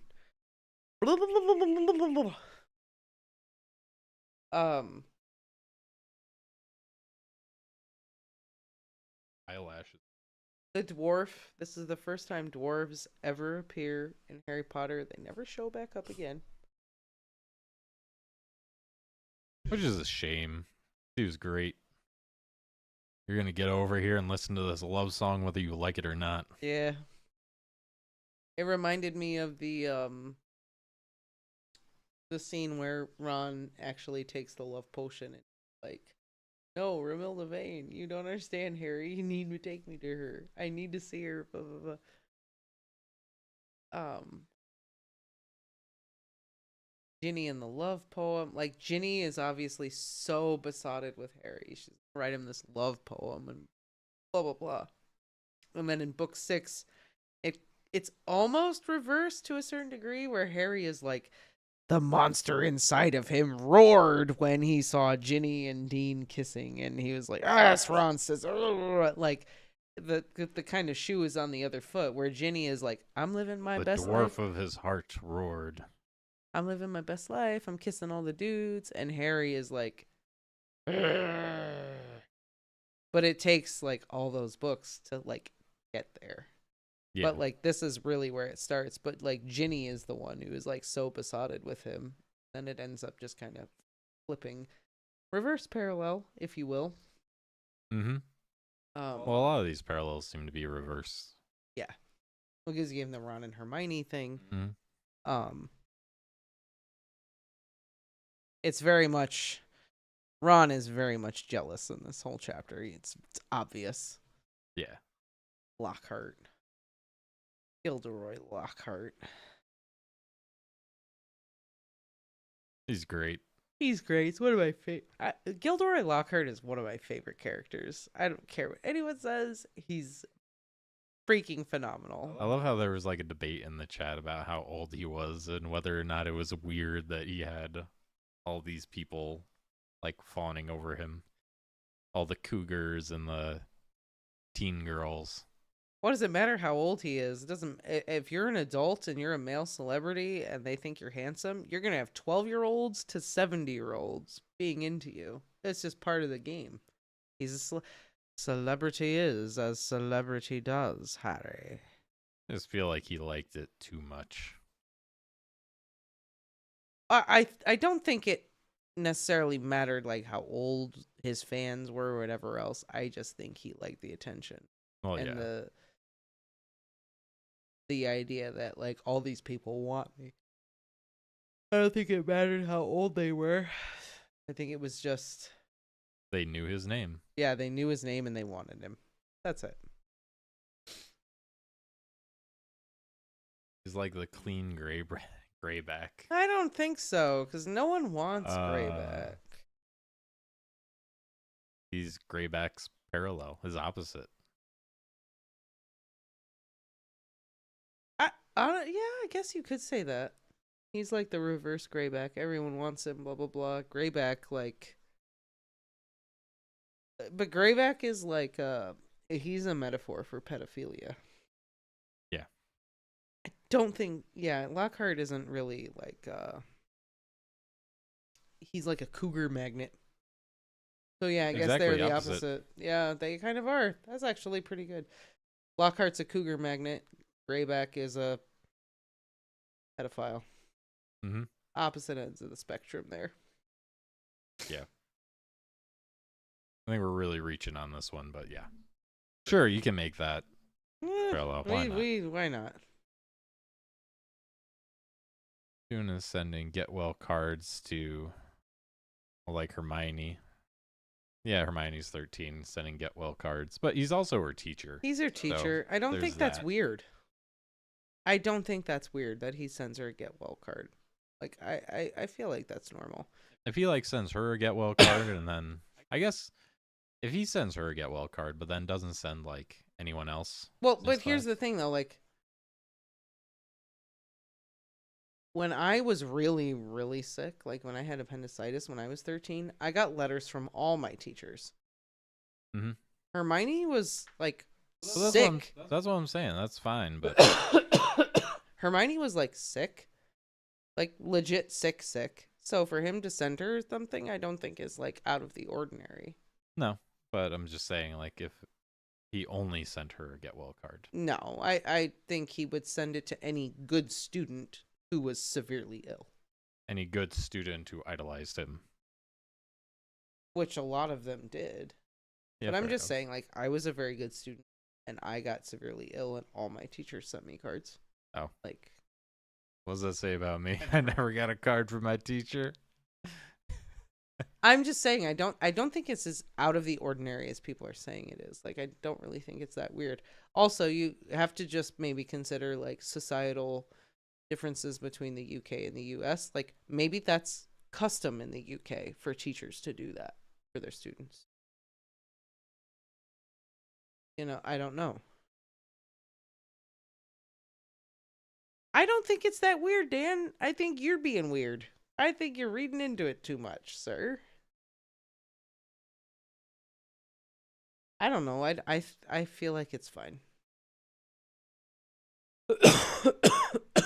I think it just serves to get I don't Ron's think goat this was going. the plan when we said we were going to read this chapter. No, I don't think so either.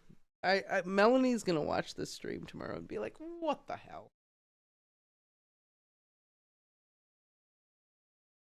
Finding out Yeah, he brought I think Ren makes a good point.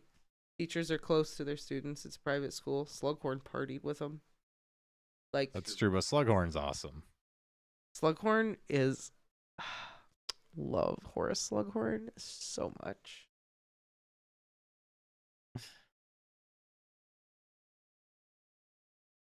You think Slughorn ever has just like parties where there's just a bunch of potions on the table and no one knows what they are? You just like spin them around and everyone just takes one. Hell yeah, he did that in the 60s, man. You and the 70s that hurt. You know he did that. Potion party. Potion party. Put your keys in the bowl. Ew. Gross. Slughorn's the man. Yeah. Love that dude. Top 10 favorite. Hands down. Number one favorite. It's second. I'm still a Dumbledore fan. Yeah, I know. Dumbledore's your favorite. I know he is. Slughorn's the second, though. Slughorn's top 10. Slughorn might be top 5. That's it? Slughorn's probably top 5. Yeah. That's it? Mm-hmm. I was saying at least top 3 for you. I mean, you have Voldemort and then I guess Snape and then Slughorn. Voldemort's not my first favorite. It's okay. Snape, then Voldemort, then Slughorn.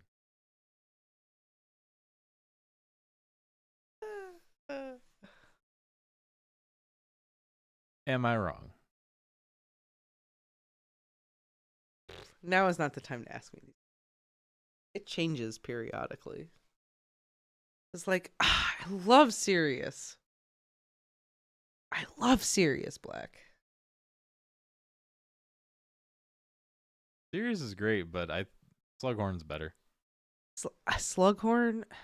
Snape. From just an entertaining character Oh, perspective. Slughorn is the man. Because Slughorn's just always awesome. Sirius is awesome like 99% of the time. But there are a couple moments where I'm like, dude, you're being so whiny or you're just being an idiot. That's part And of then a couple moments with Sirius, I'm just annoyed with him. I feel for Sirius. Because I feel like Sirius and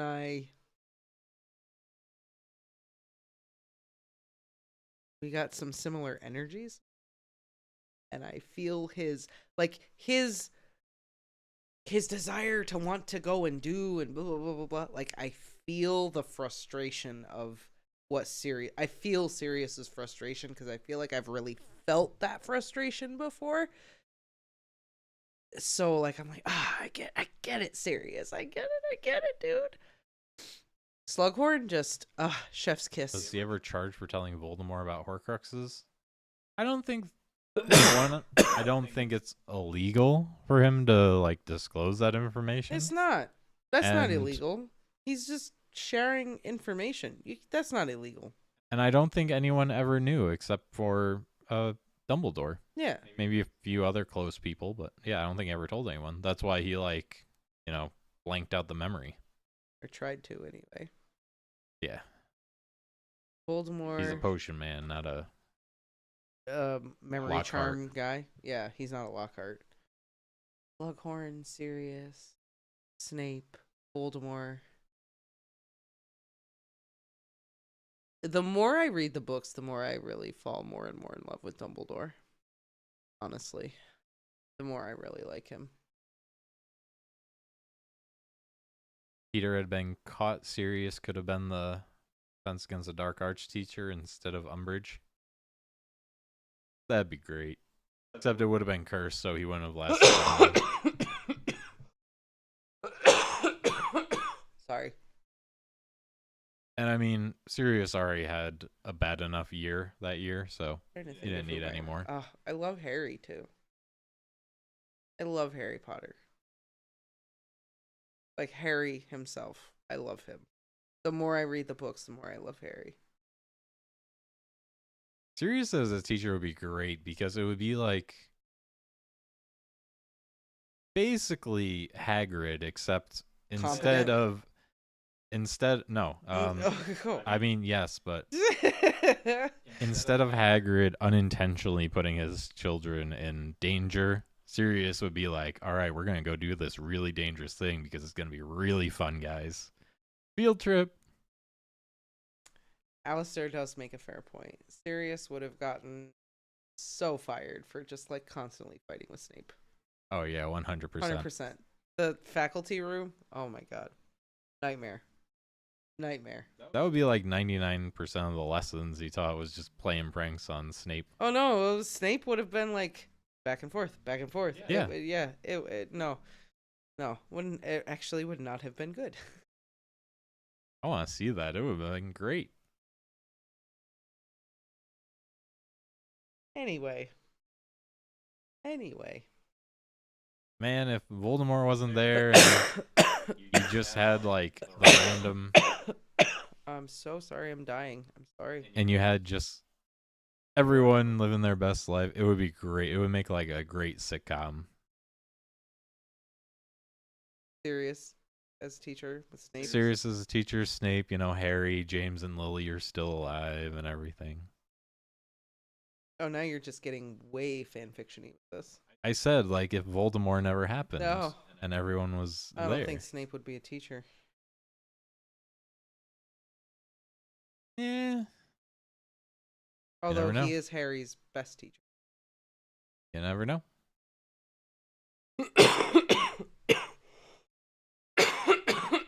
I'm sorry. Maybe if Voldemort wasn't there, he would have never fallen into the dark arts to begin with. And maybe him and Lily would have ended up together, and maybe Snape would have been Harry's father. Rowling has said that if Snape had made different choices, they could have been together. Imagine Harry Potter with long, greasy hair. Harry Snape. Mm-hmm. Doesn't sound right though. Harry Snape. Yeah, but she said sounds like a British insult. But that's the whole thing. Oh, shut up, you Harry Snape.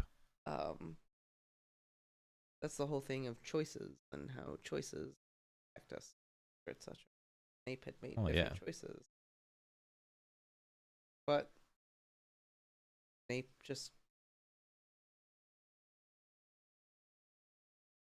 Snape has always been interested in the dark arts. That's true. I don't know. I'll take. But maybe that's why it would be even better if Sirius got the job because then Snape could still be his grumpy old self that he didn't get the dark arts job and Sirius of all people did.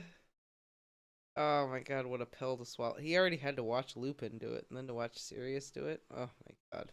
Yeah. Poor Snape. Man has suffered a lot. His suffering that would be a lot. What a pill to swallow. On that note, though, we are reaching about the end of the stream. Yeah, we are. I need to eat some chili. And I feel like I've just been blah, blah, blah, blah, and I gotta get to bed. I'm tired. You just going to bed? What? You just going to bed? Probably. Wow. Okay. I'm sleepy. I'm sleepy. It's been a long day. Anyway. Thank you all for tuning in tonight. It has been a lovely conversation. I ranted a lot about parallels. I'm sorry. But there were so many, I couldn't stop myself. It happens. All right. Everyone take care. We'll see you in the next stream. Bye, y'all.